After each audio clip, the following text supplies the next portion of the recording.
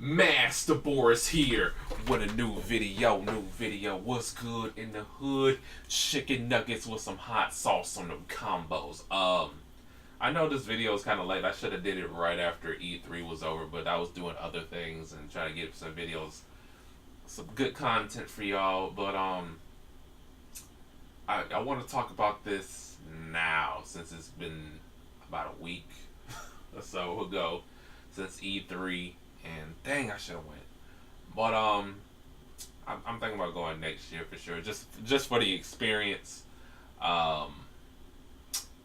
Yeah. So what we got here is E3 2018.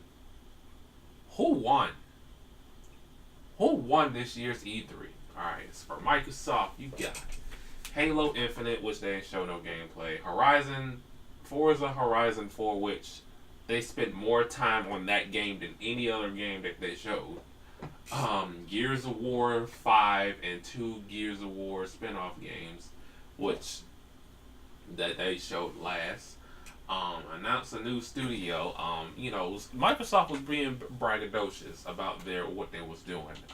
They're pretty much trying to outspin the competition of the console market. That's their freaking plan. They trying to give out everything. They're trying to buy out everything, to their arsenal. And they just announced they're making a new Xbox system.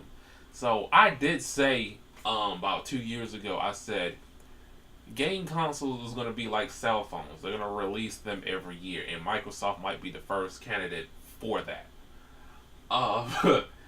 Because it's getting ridiculous on Microsoft's end. Like, they're going to get to the point where they put everything on the table, while Sony and Nintendo, they had some unannounced games they could have announced at E3, but they decided they're going to wait till Gamescom or Tokyo Game Show to do it. And then you got Nintendo. They don't go to E3 like that. They had a pre-recorded session.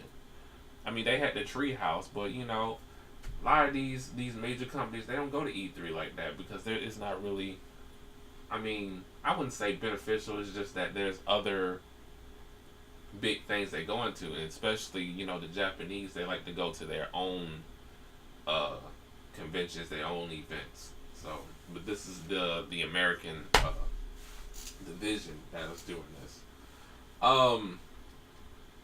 This westernized gaming, for Microsoft, what I'm saying? It's crazy in the hood. You got a lot of stuff. They bought a lot of stuff, like Ninja Theory. That's the one that hit me the most when I saw Ninja Theory. That's, if y'all don't know, that the people that made the Devil May Cry game, the alternate one. I call it Firebird. I don't call it Devil May Cry, but it's a good game. I just didn't like it how it was Devil May Cry. Required indie studios. You know what I'm saying? Hey, Microsoft. I would say their presentation was better than last year's. They talked about games, but like I said, they was kind of being Phil Spencer and his crew's kind of being braggadocious, which I had that same critique with Sony last year. Now, Sony, on the other hand, it was kind of weird. First off, they showed The Last of Us Part 2. You know what I'm saying? They in this little, and freaking Sean Layden Thomas on Welcome to Church.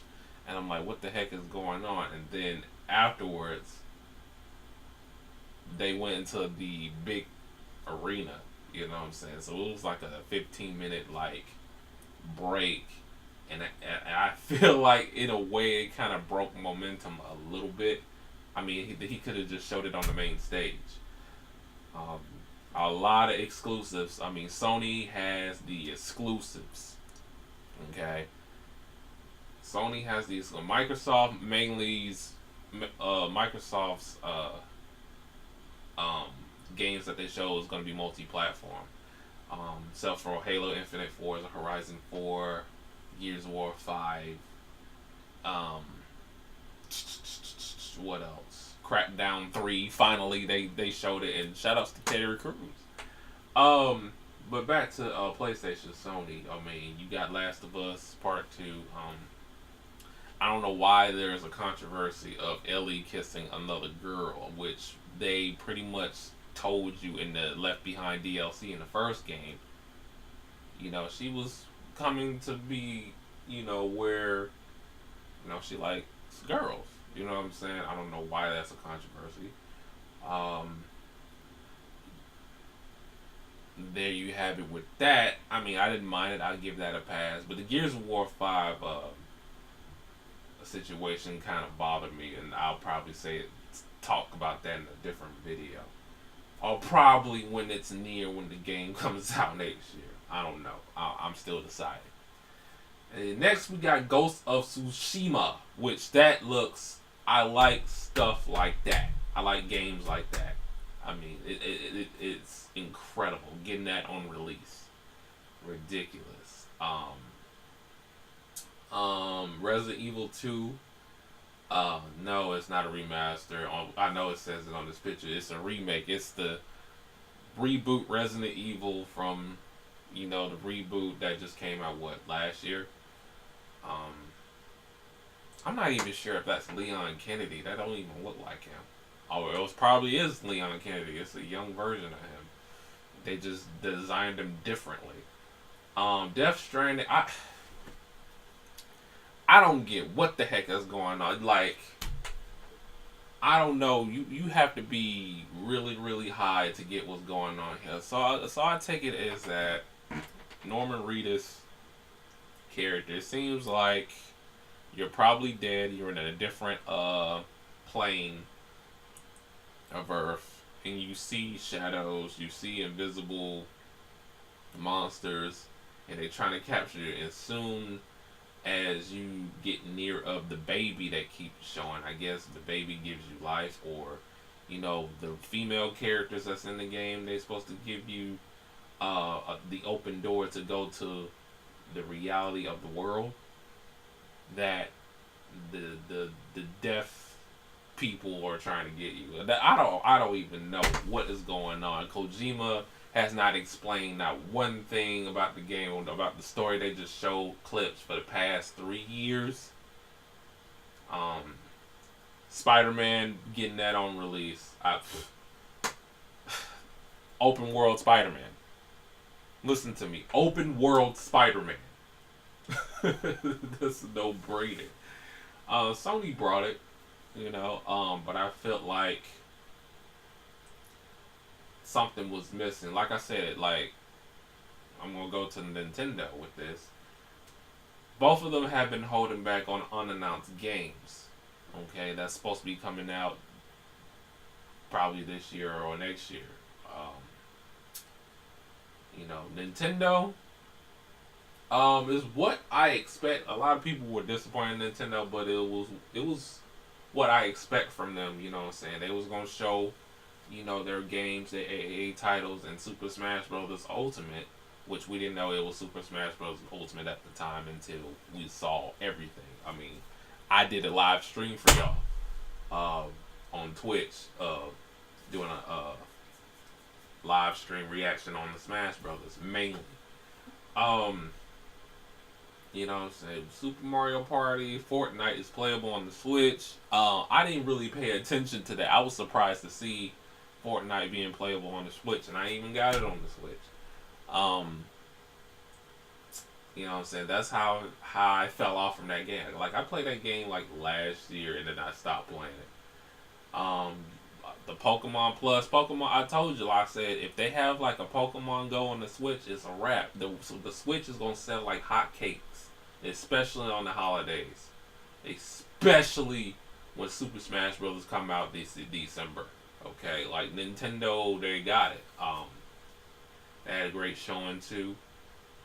Super Mario Party comes out on my birthday. There was another game that showed first. It was like a Mech Warrior Gundam type game. I forgot the name of it. It looks pretty cool. I'm thinking about trying that out. Octopath Traveler, which I already did a video of me playing the demo. I freaking love that RPG, and I'm getting it. I spent 3 hours because that's the time limit, and you can bring your save data over to the real game, which I like too. I mean that RPG is incredible. It's modern RPG, but it's old school at the same time. That's what I really like about it. It has a charm to it. What else? What else? Yeah, I forgot the name of that game that they showed first. It looks pretty cool. I am getting Monster Hunter Ultimate Generations. I am getting that game. Um, what else? Sushi Striker, which is out now. I might give it a try, but I know that's not my cup of tea. Like I said, I didn't see any Travis Strikes Again, No More Heroes. Yes, not No More Heroes 3. It's like pretty much a spin-off. And how the game you see it is it's like that. But we're gonna get a direct sequel of No More Heroes pretty soon, I bet. They didn't show no Metroid Prime 4 or Bayonetta 3. Like I said, they holding out unannounced games. You know, while Microsoft put all their cards on the table and announced, which is now Project Scarlet, the new Xbox system. Um, it's crazy in the hood. Let's see. I think that's pretty much it. Guys, I want to tell y'all something. There's no point of having console wars in this day and age. I mean, this is not the Super Nintendo Sega days. You know what I mean? Where it kind of mattered.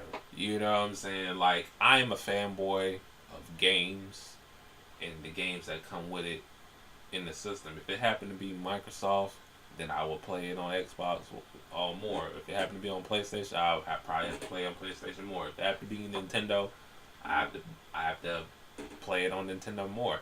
It's just this generation, most of the games that I'm a fanboy of is probably exclusively on PlayStation. And then second Nintendo and Microsoft last. The only game I play on Xbox One is Gears of War 4. I don't play any other game. But everything else, and I play it on PlayStation, Nintendo, and I also play it on PC. Most of these Microsoft games you see can be played on PC, Windows 10. So, I mean, if you have a high-end PC like I do, and I hope y'all don't hear my loud, annoying processing fan PC anymore as I'm doing this video. I hope you don't hear it. I had to move it. Like, it was annoying me for the last time. Like, I had to move it. I got so sick and tired of hearing that in my videos. I was annoyed by it.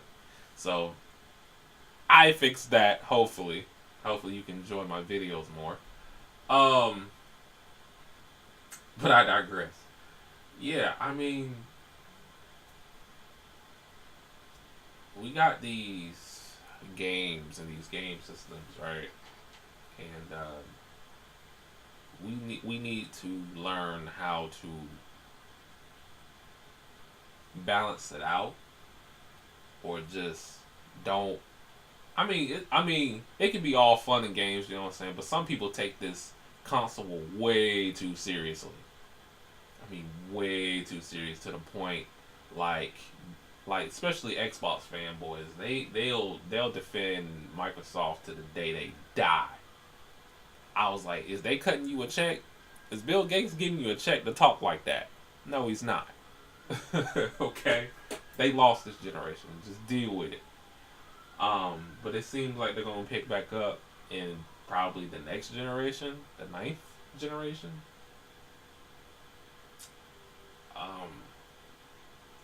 So who won this year's E3? Now, I think I said this last year when I did a review on E3 last year. If you do remember, then I'm gonna say it again this year. Who won this year's E3 is you. Us gamers. That's who won this year's E3. because they bring in the most noise. They bring in the most money. We are the consumers of these games.